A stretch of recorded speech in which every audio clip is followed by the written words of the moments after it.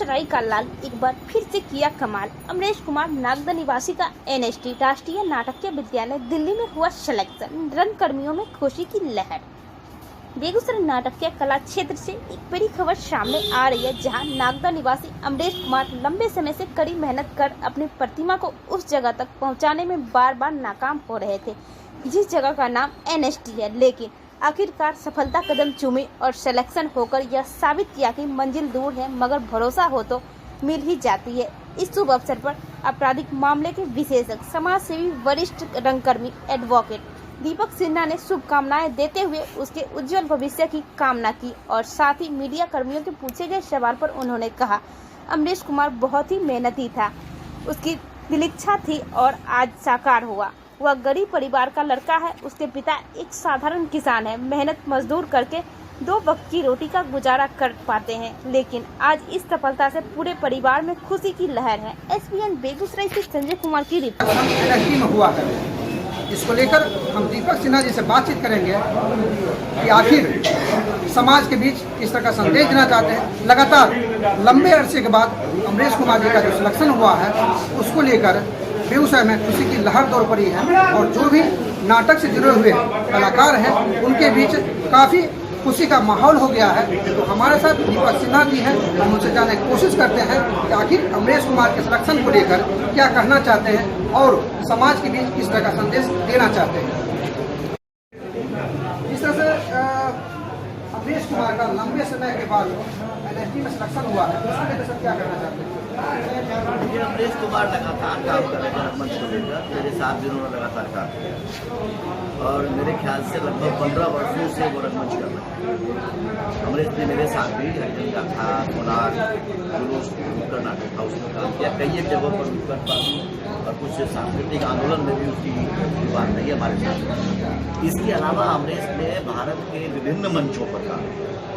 बेगूसराय में भी प्रवीण गुंजन से लेकर रोशन, सचिन, तमाम छात्रों के साथ भी काम किया और बहुत बेहतरीन तरीके से वो काम किया। सबसे बड़ी बात है कि अमरेश नाट्य शास्त्र से मिथिला यूनिवर्सिटी से ऑलरेडी MA कर चुके हैं, प्रथम स्थान उन्होंने प्राप्त किया है। इसके बावजूद भी जो एनएसडी का क्लेमर उसकी जो लड़ाई होती है, उसका संघर्ष होता है, उस जद्दोजहद में लगातार उन्होंने काम किया। आज उनको सफलता मिली। इसके लिए हमारी ओर से, पूरे बेगूसराय की ओर से, मिथिला यूनिवर्सिटी से पास आउट तमाम जो भी छात्र नाट्य छात्र, उनकी ओर से उन्हें बहुत शुभकामना, बहुत बहुत धन्यवाद। और हम कोशिश करते हैं कि उनको और तरक्की मिले और मेरी तो यह उम्मीद है कि अमरेश फिल्मी दुनिया में न जाके बेगूसराय में या फिर ग्रामीण स्तर पर रंगकर्मियों को संवर्धित करें, उन्हें आगे बढ़ने की कोशिश करें। और बेगूसराय में रंगमंच को विकसित है, राष्ट्रीय स्तर पर इसमें अपना झंडा गाड़ा है। मेरे ख्याल से अमरेश 90 विद्यार्थी अभी तक में बेगूसराय में प्रथम हमारा मित्र हरीश शरीर का हुआ है एनएसडी में। उसके बाद कई लोग हुए, गुंजन हुए, कुंदन हुए, चंदन, खुशबू, ये तमाम लोग।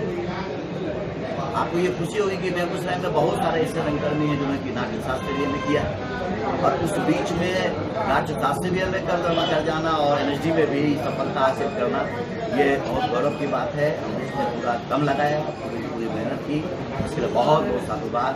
हमारे दसम रंगनायक हृदय की ओर से भी तो शुभकामना, वो आगे बढ़े और ये बहुत खुशी की बात है। इससे ज़्यादा खुशी की बात है। एक सवाल और करना चाहेंगे कि जिस तरह से लगातार एक तरफ रंगकर्मी समाज को आगे बढ़ाने के लिए हर तरह का आईना दिखाते हैं, बावजूद अमरेश को इतना टाइम लग गया, इसको लोग क्या कहना चाहते हैं, कैसे टाइम लगा और कितने बाद सफलता मिल गई?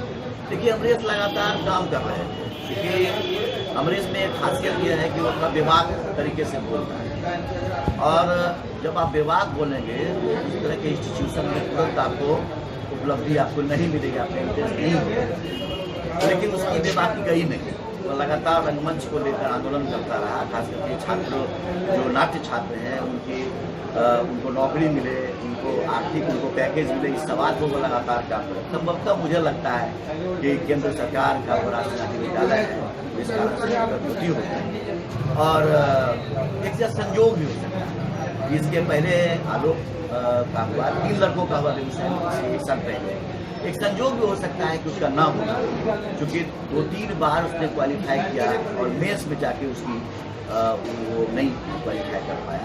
अंतोगत्वा आज उसको सफलता मिली, जो प्रयास है उसका, उसकी जो मेहनत है वो कामयाब हुआ उसमें। कुछ लोगों का ये कहना होता है कि किसी भी क्षेत्र में अगर उपलब्धि होती है तो ऐसे लोगों की होती है जो बड़े घर से होते हैं, जो जनता नहीं जानती है या जो दर्शक नहीं जानते, उनके लिए क्या कहना चाहते हैं, कैसे परिवार से बिलोंग करते थे? देखिए, बिल्कुल किसान परिवार, मजदूर परिवार से अमरीश बिलोंग करते हैं। छोटे से गांव में नागदा गांव से लड़का आता है और वहाँ वो नाटक कर रहा था। फिर बाद में फिल्म बनाया, हमारे संपर्क बनाया, फिर नाटक करने वाले कहादी गर्जन का था उसने और किया है। यहाँ से बाबा नागार्जुन के गाँव में मेरे साथ गया। तो एक छोटे से गांव से किसान मजदूर, और वो भी बिल्कुल ओबीसी समाज से, जो कि एक आर्थिक रूप से कह सकते हैं बहुत कमजोर समाज है, उस समाज से डेडिकेशन जो उसका था, उस डेडिकेशन ने ही उसको ये सफलता हासिल की। रही थी जहाँ तक बात एनएसडी की, एनएसडी में अभी तक ये मामला नहीं आया है कि जो समृद्ध होंगे वही जाएंगे। ये अभी तक एनएसडी से बचा हुआ है। हालांकि मैं एनएसडी का बहुत आलोचना भी करता रहा हूँ अपने नाट्य जीवन काल में, लेकिन इस संदर्भ में मुझे लगता है कि एनएसडी इस बात को लेकर बहुत संजीदा है कि ऐसा ना हो कि कोई गणपति का बेटा ही इसको प्रकट करे। और इसका कारण भी आप देखते हैं कि पंकज मिश्रा या फिर नसरीन साहब बहुत बड़े घर के नहीं थे, लेकिन उन्होंने सफलता हासिल की एनएसडी में। या हमारे यहाँ इसके पहले जो हरीश या प्रवीण, ये सभी कोई बड़े घर से नहीं थे, बिल्कुल मध्य वर्ग से गया या फिर निम्न मध्य वर्ग से आए। तो एनएसडी अभी तक बचा हुआ है। मैं उम्मीद करता हूँ कि अभी जो सरकार है वो उसको बचा के रखे। बात बाकी तो निराशा ही उत्पन्न होती है। एनएसडी की अभी जो स्थिति है वो बहुत अच्छी स्थिति नहीं है। जो वहाँ की जो शिक्षा व्यवस्था है वो बहुत अच्छी नहीं है। प्रयोग के तौर पर कोई काम ठीक से नहीं हो पा रहा है। जितने भी अच्छे वहाँ के जो निर्देशक थे, जो प्रोफेसर थे, वो रिटायर कर गए हैं, नए भर्ती नहीं हुई है। तो इस कारण से मुझे लगता है कि अमरीश को ज़्यादा मेहनत करना पड़ेगा, खुद का एफर्ट लगाना पड़ेगा, ताकि वो लौट के जब आए 3 साल के बाद तो बेगूसराय और पूरे भारत के गाँव के रंगमंच को वो समृद्ध कर सके। चूँकि उनकी शुरुआत पारसी रंगमंच से, जहाँ तक मुझे पता है गाँव में जो पारसी रंगमंच होता है, भागलपुरी स्थित का जो रंगमंच होता है, उससे उसकी शुरुआत दिनकर ओवन में हुई है। तो दिनकर ओवन पूरे भारत का मैं समझता हूँ कि काशी और टावा है। तो उम्मीद नहीं करता हूँ कि एनएसडी अभी तक बची हुई है, बची रहे। एक आखिरी सवाल की तरफ बढ़ते हैं कि रंगकर्मी एक तरफ कड़ी मेहनत करते हैं और चाहते हैं कि हर परिवार के साथ गांव समाज देश का नाम रोशन करे, लेकिन दूसरी तरफ समाज में अभी भी कुछ धारणाएं बनी हुई है, वो उनको लेकर तरह तरह के जो कमेंट करते हैं उसको लेकर क्या कहना चाहिए समाज के बीच? देखिए, वो रहेगा, क्योंकि पहले से जो फ्यूडल ताकत है, सामंती ताकत है, वो जो रंगकर्मी होता है उसको नचनिया गवनिया कहते हैं। और हम इसको स्वीकार भी करते हैं, नचनिया गवनिया है, हम गाते हैं, हम नाचते हैं। लेकिन हम नाचते और गाते किसके लिए? आप जो बोलते हैं आपके लिए हम नाचते हैं।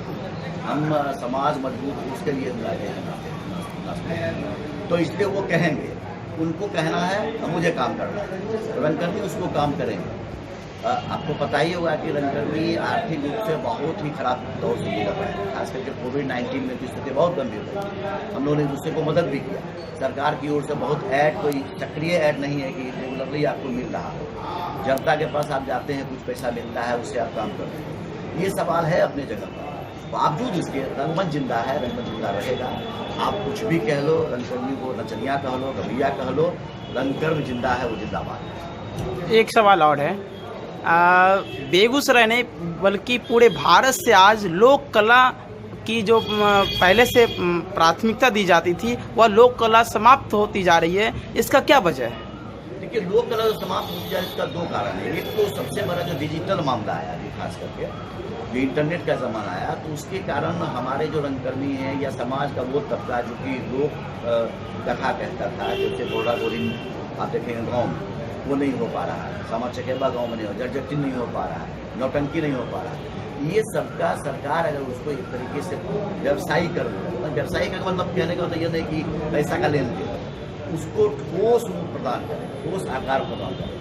उसके लिए खास करके अनुसंधान करने की जरूरत, रिसर्च करने की जरूरत है। वो रिसर्च नहीं हो पा रहा है। तो इस कारण से जिंदा नहीं हो पा रहा है, बच नहीं पा रहा है। दूसरी ओर जो हमारे पुराने जो साथी थे, भिखारी ठाकुर के साथ जो काम करने वाले थे, अभी भी उनसे हमको बदल देने की जरूरत है।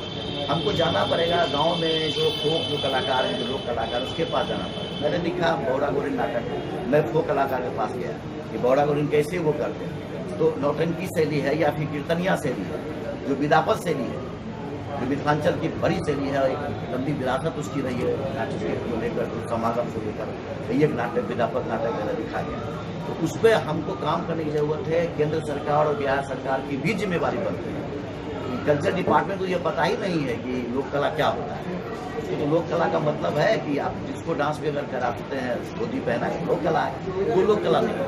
लोक कला के जिंदा रहने का यही तरीका हो सकता है कि आपको गाँव में। एक और सवाल है, मिथिला यूनिवर्सिटी दरभंगा से बहुत सारे वैसे रंगकर्मी हैं जो वहाँ से डिग्री लेकर बैठे हुए हैं, अभी तक सरकार इस पर पहल नहीं कर रही है, इसको लेकर क्या कहेंगे? सरकार यह कह रही है कि आपकी संख्या बहुत कम है। आंदोलन हुआ बेगूसराय में भी, दरभंगा में भी, पटना में भी, सब जगह आंदोलन हुआ। नाट्य छात्र काम कर रहे हैं लगातार कि परफॉर्मिंग आर्ट है, स्कूल में अगर परफॉर्मिंग आर्ट के रूप में संगीत हो सकता है, स्कूल में अगर परफॉर्मिंग आर्ट के रूप में फाइन आर्ट हो सकता है, तो परफॉर्मिंग आर्ट के रूप में थिएटर क्यों नहीं होगा? और एनएसडी में कर रहा था, ये एनसीईआरटी का जो सिलेबस है, एनसीईआरटी के सिलेबस में ये दिया हुआ है कि आपका स्किल डेवलपमेंट के लिए परफॉर्मिंग आर्ट की जरूरत है, रंगमंच की जरूरत है। आप सीटेट का एग्जाम देते हो, आप एसटीटी का एग्जाम देते हो, या फिर बीएड करते हो, उसमें भी परफॉर्मिंग आर्ट के रूप में थिएटर को पढ़ना है, पढ़ाना है। लेकिन सरकार को इसकी कोई ज़रूरत नहीं है। वो सोचती है कि चलो संगीत का जो छात्र है वही, संगीत के जो टीचर हैं वही नाटक भी सिखा देंगे, नाटक कर देंगे। तो इसके लिए हमारा डिमांड है, हम तमाम जो चाहे जो नाट्य छात्र जो भी हैं, जहाँ से भी, चाहे मिथिला यूनिवर्सिटी हो, हरियाणा से हो, छपरा से हो, जहाँ से भी पास करके आया हो, उनका ये डिमांड है कि नाट्य शिक्षक की बहाली आप स्कूल लेवल पर करें। चूँकि उसका ये कारण है कि बच्चे में पर्सनैलिटी डेवलपमेंट होगा, स्किल डेवलपमेंट एक नाट्य शिक्षक ही कर सकता है, ना कि संगीत का शिक्षक, ना कि फाइन आर्ट का शिक्षक। तो इसके लिए यह आवश्यकता है जिसकी लगातार डिमांड हो रही है। लेकिन सरकार कह रही है कि आपकी संख्या कम है, आपका वोट बैंक कम है, तो हम अब वोट बैंक कैसे बढ़ाएं, इस पर हम विचार करें।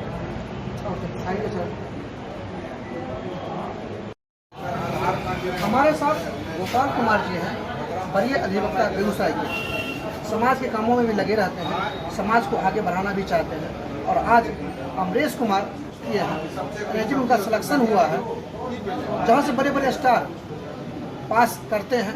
और ये बड़ी खुशी की बात है कि बेगूसराय एक छोटे से गांव से आते हैं, नागदा निवासी हैं, किसान परिवार से बिलोंग करते हैं।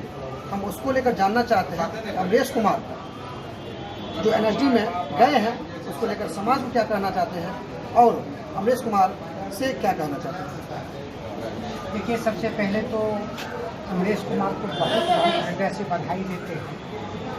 उसने राष्ट्रीय स्तर की आयोजित परीक्षा में, राष्ट्रीय परीक्षा में जो उन्होंने सफलता हासिल की, यह काफ़ी गर्व का विषय है। कई बार अमरेश जी को अपने साथी विद्युत कुमार सिन्हा के साथ रंगकर्मी की दुनिया में, रंगकर्मी के मंच पर देखने का मौका मिला। और आज जब उसकी सफलता की सूचना हमें मिली तो बड़ा ही गर्व हुआ कि वह बेटा बेगूसराय के बच्चे को लहराया। यह दिनकर, राष्ट्रकवि दिनकर की भूमि है, डॉक्टर रामशरण सिंह इतिहासकार की भूमि है। और बेगूसराय की प्रतिभा हर हमेशा छक्का मारने का काम करता है। उसी श्रेणी में अमरेश ने यह छक्का मारा है और भविष्य में चल करके इसकी ऊंचाई और बढ़ेगी। यह हम अपने मंच के तरफ से, अपने अधिवक्ता समाज के तरफ से देते हैं कि बेगूसराय के लिए यह एक बहुत बड़ी उपलब्धि हम लोगों को मिला है। मैं हृदय से उसको इस सफलता के लिए